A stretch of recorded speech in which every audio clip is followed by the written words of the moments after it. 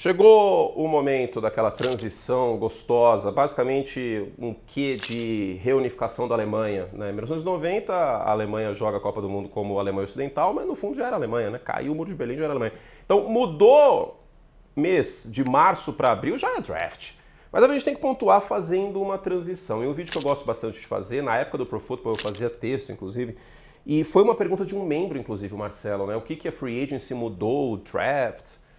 E aí no Curte e Responde, eu até falei, acho ótimo, eu falei em terceira pessoa, Curte e Responde, mas é o nome do quadro.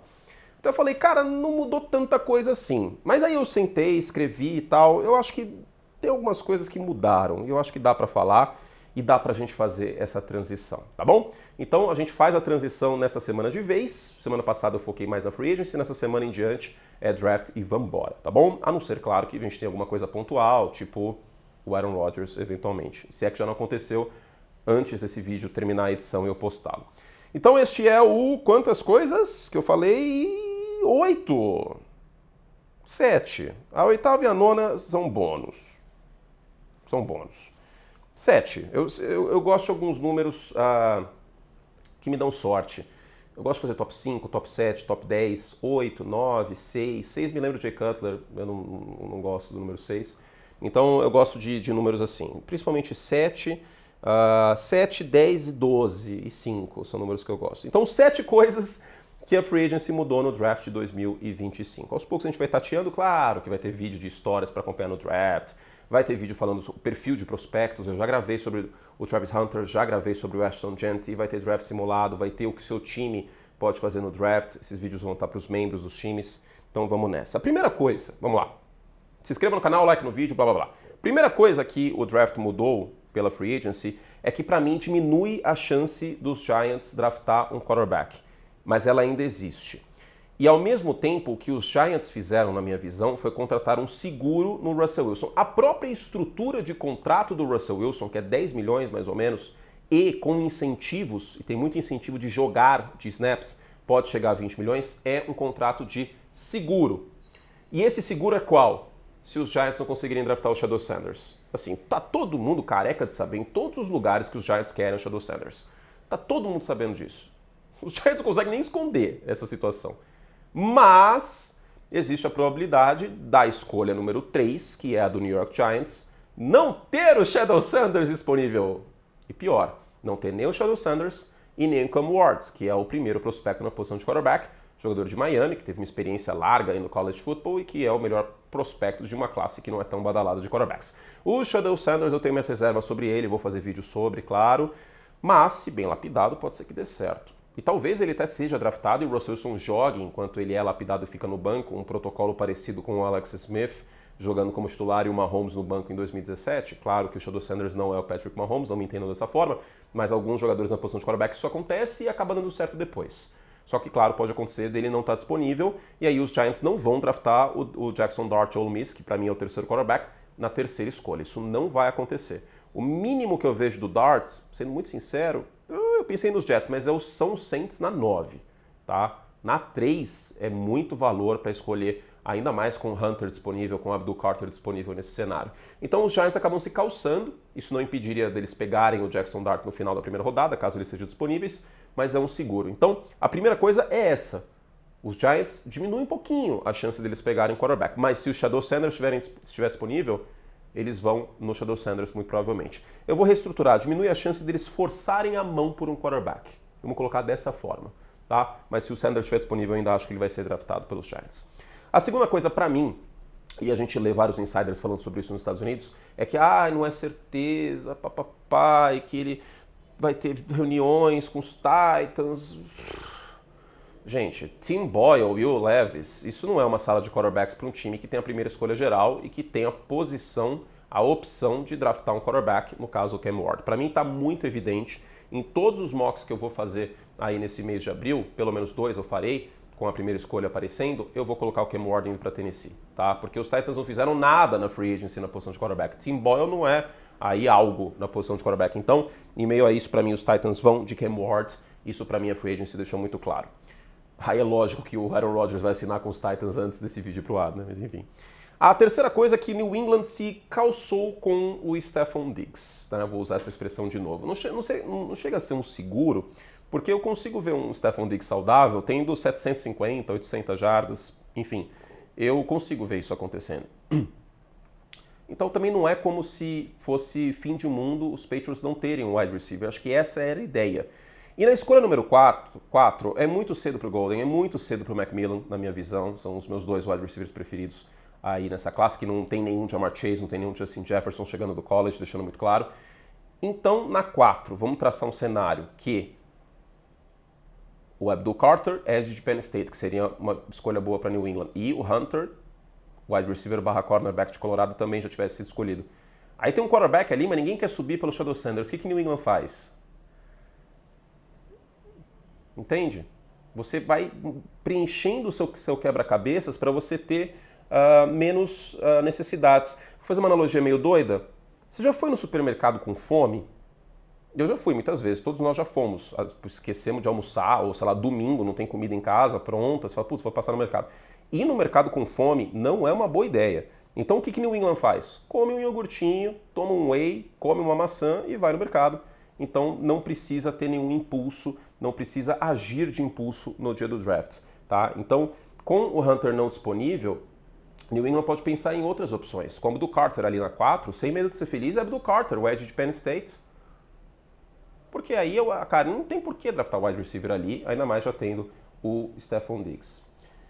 A quarta coisa que a Free Agency mudou, o draft, para mim, é que os times com carência de running back, eles devem atacar isso no draft. E quais times eu consigo ver que tem essa carência? Os Chargers, porque o Dobbins não renovou, e aliás ele não renovou com ninguém, isso é um sinal também da Free Agency. Não renovou com ninguém, não assinou com ninguém, ninguém foi atrás dele. Então, isso mostra bastante coisa. O Jones renovou com o Minnesota, os Cowboys foram com o Javonte Williams, mas os Cowboys ainda podem draftar running back. Pode ser o Warren Hampton de North Carolina e tem o Ashton Jeanty também, que eu acho que não chega em Denver, por exemplo. Mas Denver pode ser que vá aí via draft na posição de running back, seja no primeiro, seja no segundo dia. Essa classe de running backs é bem profunda. Então, como alguns times com carência não se movimentaram tão forte, o Chicago Bears também acho que dá para colocar, porque o DeAndre Swift não rendeu, talvez com o Ben Johnson ele renda mais, mas eu vejo uma certa carência, eles devem ir no draft, que é uma classe muito talentosa. A quinta coisa que a Free Agency mudou o draft é que o mercado fraco de offensive tackles na Free Agency, ele aqueceu o draft. Por que eu digo isso? Só o Ronnie Stanley basicamente era um bom jogador aí chegando no mercado e ele renovou com o Baltimore Ravens. E aí teve até jogadores de linha ofensiva que foram trocados, né, Joe Thuney e tudo mais. Mas com isso no draft, essa classe de linha ofensiva ela tem alguns valores interessantes, mas nada muito interessante, né? E o nome que está mais subindo é de Missouri, o Mambu, offensive tackle, que tem uma certa questão com o tamanho e tudo mais. Acho que esse é uma questão com o Will Campbell, especialmente o Will Campbell de LSU com o tamanho do braço, né? Isso pode ser um problema na transição dele do college para a NFL. Muitos veem o Will Campbell como guard e não como offensive tackle por conta disso, o tamanho do braço. Mas esses dois acabam tendo mais valor aí nesse draft por conta de uma classe desaquecida de veteranos da Free Agency. Então hoje o Mambu, por exemplo, eu acho que tem tudo para ir para o New York Jets, e o Will Campbell eu acho que tem tudo para ir ou para os 49ers, embora São Francisco não tenha o histórico de draftar guards, e aí tem que ver como que John Lynch e Kyle Shanahan enxergam o Will Campbell, ou Miami Dolphins, que é um time com carência aí na linha ofensiva, tá? Mas esses dois jogadores acabam ficando com valor superior por conta também da Free Agency. A sexta coisa que mudou a Free Agency para o draft é o Bearsão, porque os Bears fizeram uma boa Free Agency e se calçaram nos dois lados da bola, né? Teve, por exemplo, de edge rusher para parear com o Montez Sweat, o Odeyingbo, e linha ofensiva também, né? Joe Thuney chegou e tudo mais, então não necessariamente Chicago vai de edge rusher ou offensive tackle. Chicago pode ir muito bem com o melhor jogador disponível, o BPA, Best Player Available. E esse cara pode muito bem ser o running back de Boise State, Washington Jeanty. E não, eu não vou surtar no dia do draft se isso acontecer. Muito pelo contrário, aliás. Porque o Jeanty é um prospecto, assim, que não aparece todo ano. Ele é o melhor prospecto na posição de running back desde o Saquon Barkley. Então eu estaria bem ok se Chicago fizesse isso, até porque o running back é sobremesa, né? Como vocês sabem, essa expressão maravilhosa aí que eu um dia que vou estar de vontade de comer doce e tudo mais, eu pensei nisso. Eu não sou tão fã de doce assim, eu prefiro chocolate, para falar bem a verdade. O chocolate preferido é Hershey's Cookies and Cream. Se você quiser mandar um pacote de Hershey's para a ESPN, vocês podem mandar, Não mandem com anthrax ou alguma coisa assim, tá? Veneno e tudo mais. Se você quiser mandar, eu vou ficar muito feliz. E os Bears, eles podem se dar esse luxo. Alguns outros times até podem. Por exemplo, os Raiders. Os Raiders com o Geno Smith, eu acho que não seria um erro draftar o Ashton Jeanty. E hoje seria meu prognóstico, inclusive, que o running back de Boise State vá para o Las Vegas Raiders. E falando neles, a sétima e última coisa que eu acho que a Free Agency mudou o draft é que os Raiders não estão no mercado de quarterback. Isso é um palpite meu. Porque eles pegaram o Geno Smith. Então eles não estão no médio prazo atrás de algum quarterback. Eles não estão em posição. Por que eles vão gastar capital? Eles têm tanto buraco no time. Por que eles vão gastar capital de draft para subir, sei lá, pelo Shadow Sanders? Eu não acho que faz sentido, sinceramente. Se fosse no ano passado, uma classe mais talentosa de quarterbacks, aí tudo bem, mas não acho que faça sentido. É melhor pegar, por exemplo, o Ashton Jeanty. Imagina um ataque com Brock Bowers e Ashton Jeanty. Você pode ter o melhor tight end da NFL na próxima temporada e o melhor running back da NFL na próxima temporada. Não é exagero. Não é exagero, tá? Dependendo de como as coisas acontecerem. Então eu não vejo os Raiders aquecidos por um quarterback. E aí fica aquela questão, quem pode subir por um quarterback? Supondo que os Browns realmente queiram trocar. Quem quer passar os Giants? Os Saints? Os Jets? Eu não acho que Pittsburgh faria isso lá do final da primeira rodada. Eu não acho que Seattle faria isso também. Esses são os dois times que eu consigo pensar mais, os Jets e os Saints. Agora alguns bônus. Um jogador que eu acho que vocês têm que ficar muito de olho é o Jalen Walker, tá? O Edge de Georgia, eu listo ele como edge rusher, como apreciador de passe, mas ele é um híbrido, tá? Até por conta do tamanho dele, né? Em algumas situações eu acho que ele não vai ser utilizado todos os snaps, todas as descidas como pass rusher, e ele jogou muito como linebacker no meio da defesa, como off-ball linebacker em Georgia. Então ele tem essa versatilidade como bônus ou síndrome do pato, mas eu não acho que chega a esse ponto porque é um jogador muito veloz no pass rush, eu gosto muito do trabalho de mãos dele na velocidade, na primeira passada. Eu acho que ele não passa de Carolina. E o valor dele está bem elevado, tá? A classe de linebackers da Free Agency acabou renovando, né? Ficando o Zach Baum em Filadélfia, o Nick Bolton em Kansas City. Então, com isso, a gente tem um valor maior para os linebackers no draft. Eu estou considerando o Walker um pouquinho linebacker, mas tem principalmente o Jihad Campbell, linebacker de Alabama, que eu acho muito difícil passar da 20, 21 por aí, tá? Hoje eu imagino que o Tampa Bay Buccaneers, que trouxe de volta o Lavonte David para mais um ano, draft o Jihad Campbell. Mas tem muita coisa para a gente conversar nas próximas semanas. Essas são aí as 7 principais coisas. Um último bônus, no vídeo do Deebo Samuel eu falei que São Francisco deu umas vaciladas em draft nos últimos anos. São Francisco tem a 11ª escolha. Os 49ers precisam ter escolhas de impacto no primeiro e no segundo dia do draft. John Lynch e Kyle Shanahan não podem vacilar, hein? Essa é mais um bônus aqui que eu queria falar. Mas é isso, tá? A gente vai pontuando aí o final da cobertura da Free Agency e começa com tudo a cobertura do Draft 2025 da NFL.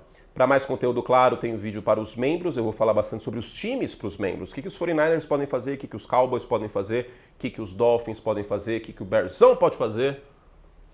Estou completamente tranquilo com Ashton Jeanty. Se ele cair para 10, eu vou apoiar essa decisão. Sim, o Partido Níquel está sempre mudando, ele está sempre pensando em novas ideias, novos fatos trazem novas ideias. Eu acho que o impacto do Jahmyr Gibbs tem que ser considerado, eu acho que o impacto do Saquon Barkley nos Eagles tem que ser considerado. Se você tiver um quarterback bom, eu acho que o Caleb Williams vai ser isso nessa próxima temporada. Se você não tiver tanto buraco no ataque, não tem problema nenhum em você pegar um prospecto do calibre do Ashton Jeanty. Se os Bears pegarem o Marlon Hampton na 10, aí eu não vou achar uma boa ideia. E o Ashton Jeanty é muito mais running back chegando na NFL do que o Jahmyr Gibbs era, saindo aí de Alabama, indo para os Lions. Vamos ver o que vai acontecer. É isso. Cobertura segue. Para mais conteúdo, Sunlight Like Plus. Um beijo carinhoso e tchau. Olha que efeito maravilhoso que eu vou dar, ó. Olha só. Tchau. Beijo, Bearzão.